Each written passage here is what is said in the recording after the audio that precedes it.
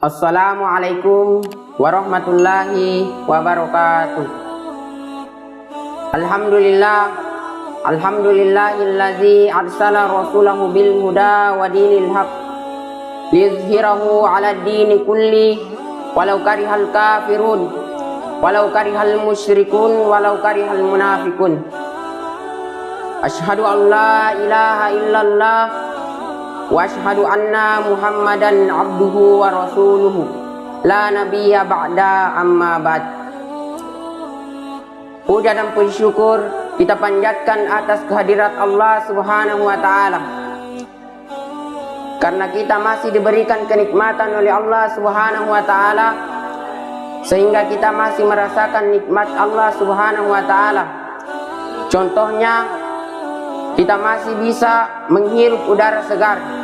Ini salah satu contoh nikmat yang telah diberikan oleh Allah Subhanahu wa taala kepada kita. Dan jikalau kita ingin menghitung nikmat Allah Subhanahu wa taala, kita tidak bisa menghitungnya. Sebagaimana Allah Subhanahu wa taala berfirman, "Wa in tahuddu nikmatallahi la tusuha." Jikalau engkau ingin menghitung nikmatku, maka engkau tidak akan bisa menghitungnya.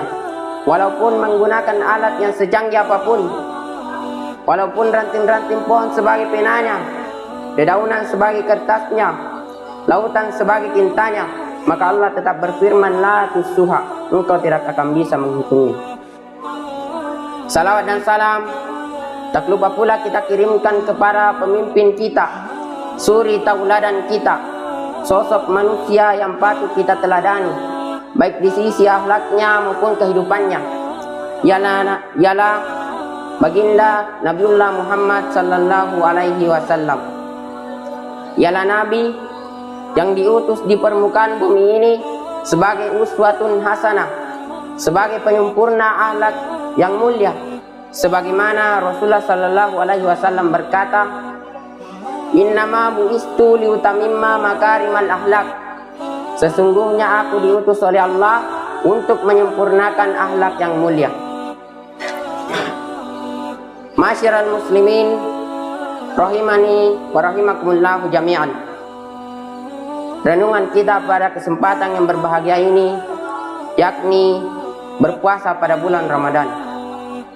Pertama-tama, marilah kita senantiasa meningkatkan iman dan takwa kita kepada Allah Subhanahu wa taala. Contohnya saja di bulan Ramadan, karena di bulan itu penuh dengan kemuliaan, penuh dengan magfirah, doa-doa diijabah. Apalagi jika orang-orang mengerjakan yang telah diwajibkan oleh Allah Subhanahu wa taala, yaitu sebagaimana yang terdapat di dalam Quran surah Al-Baqarah ayat 183 yang berbunyi, "Ya ayyuhalladzina amanu," wahai orang-orang yang beriman, "kutiba alaikumussyam," telah diwajibkan atas kamu berpuasa, "kama kutiba alal ladzina min qablikum la'allakum tattaqun," sebagaimana orang-orang sebelum kamu agar kamu bertakwa. Ayat yang menjelaskan tentang diwajibkannya berpuasa mengandung falsafah dan faedah dan pengertian yang sangat dalam, sebagaimana diawali dengan ayat pertama, "Ya ayyuhalladzina amanu," wahai orang-orang yang beriman, merupakan seruan khusus kepada orang-orang yang beriman, kepada Allah Subhanahu wa taala, kepada mereka atas diwajibkannya berpuasa. Kutiba alaikumussyam, telah diwajibkan atas kamu berpuasa, merupakan daya tarik dan imbalan bagi orang-orang yang mengerjakan puasa. Maka Allah Subhanahu wa taala akan meninggikan derajat hidupnya dengan di sisi Allah Subhanahu wa taala dengan takwa. Dan adapun orang-orang yang menuntun hidupnya dengan keimanan, maka Allah Subhanahu wa taala akan menjanjikan pahala, melipat gandakan pahalanya di bulan Ramadan, dan menghabiskan nilai-nilai hidupnya dengan ketakwaan di bulan Ramadan. Maka jika ia keluar dari bulan Ramadan, maka sama halnya ia bayi yang baru lahir dari rahim ibunya, yaitu menjadi manusia yang masih suci. Karena pengertian iman itu dilandasi dengan kebaikan, dan pengertian yang sangat dalam, dan diakhiri dengan ketakwaan yang menjadi jiwa keimanan. Dan adapun orang-orang yang berpuasa bukan hanya menahan dirinya dari lapar dan haus, tetapi masih luas lagi dari pemahaman tersebut, masih panjang lagi dari pemahaman tersebut, yaitu menahan diri dari nilai-nilai yang dapat meniadakan iman dan dapat mengotori jiwa ketakwaan. Masyarul muslimin rahimani wa rahimakumullah jami'an. Oleh karena itu, jika kita ingin menghindari hal-hal tersebut, maka hendaklah kita menjaga diri, mempersiapkan diri sebelum memasuki bulan Ramadan. Salah satunya adalah menyucikan jiwa. Salah satunya adalah membersihkan jiwa. Karena memang puasa ini telah diwajibkan orang-orang terdahulu, sebagaimana dijelaskan juga di dalam ayat tadi. Kama kutiba 'alal ladzina min qablikum, telah diwajibkan orang-orang sebelum kamu. Kama min qablikum, kama kutiba 'alal ladzina min qablikum la'allakum tattaqun, agar kamu bertakwa. Oleh karena itu, dengan menyebutkan ini, maka insya Allah manusia akan lebih mudah menerima kewajiban tersebut. Manusia akan lebih mudah menerima kewajiban tersebut, karena sesungguhnya puasa ini mengandung nilai-nilai yang universal, yaitu kewajiban dari abad ke abad,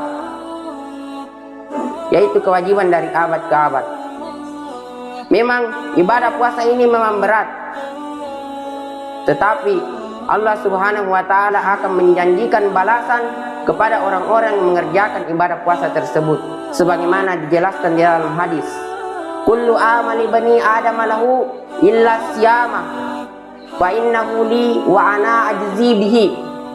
Sesungguhnya amalan manusia itu baginya kecuali puasa. Puasa itu bagiku dan aku akan memberikan balasannya. Hadis riwayat Bukhari. Sudah jelas bahwa jika kita mengerjakan puasa itu, Allah sendiri yang membalas pahalanya. Maka dari itu marilah kita memperbaiki puasa kita ketika bulan Ramadan. Karena sesungguhnya di bulan Ramadan itu adalah bulan yang paling mulia. Sebagaimana jika kita mengerjakan puasa di bulan Ramadan, kita harus menghindari yang namanya perkataan dusta, menghindari yang namanya ghibah. Karena orang yang berpuasa itu lalu ia sering berkata dusta atau sering menggibahi saudaranya, maka puasanya itu hanya sia-sia. Sebagaimana di dalam hadis disebutkan, barang siapa yang tidak meninggalkan perkataan dusta dan pengamalannya, maka Allah Subhanahu wa Ta'ala tidak butuh atas jika ia menahan dirinya dari lapar dan haus.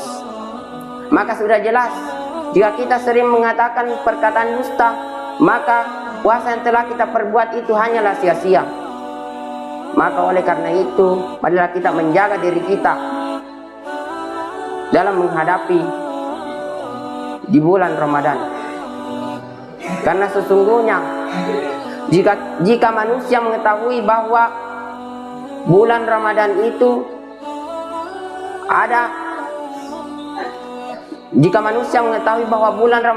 merupakan bulan yang paling mulia, maka mereka meminta untuk menjadikan bulan-bulan yang lain menjadi bulan Ramadan. Oleh karena itu, marilah kita mempersiapkan diri dalam menghadapi bulan Ramadan, seperti contohnya menyucikan jiwa. Karena jika jiwa kita kotor, maka kita susah dalam menghadapi bulan Ramadan, seperti jika kita mengerjakan ibadah puasa. Oleh karena itu, mungkin cukup sekian yang sempat saya bawakan. Kurang dan lebihnya mohon dimaafkan. Syukron. Assalamualaikum warahmatullahi wabarakatuh.